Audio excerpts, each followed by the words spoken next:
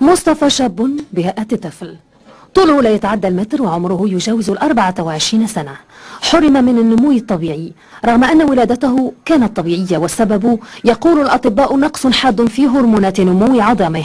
لكن مصطفى استطاع بروحه المرحة أن يكسب حب أبويه وعطف الناس، وأن يدخل عالم الشهرة من خلال أدوار سينمائية قام بها رفقة ممثلين مغاربة وأجانب. عاد كنخرج نتلاقى مع الناس، مع ممثلين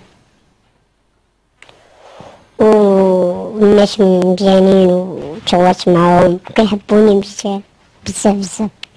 لابس طراخي زوين أناقة.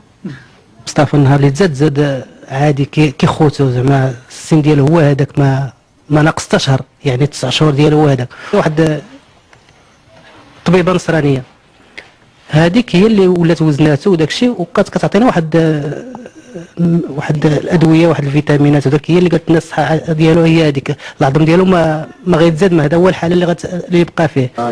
سر الأناقة يكمن عند مصطفى في أنه يتخذ من البذلة زيه المفضل. شخص يحرص قبل مغادرته المنزل أن يكون أنيقا، لعله السر في جذبه لأنظار وانتباه الناس، سواء في شوارع مدينة البغاز أو عند ارتياده لمقاهي المدينة. طيبوة مصطفى هي السر في تحديه للإعاقة، وطموحه في فرض وجوده الذي قاده نحو عالم السينما. إنها الخطوة الأولى للنجاح بالنسبة لهذا الشاب الذي يحمل شعرا إني قادم بما لا يستطيعه الآخرون.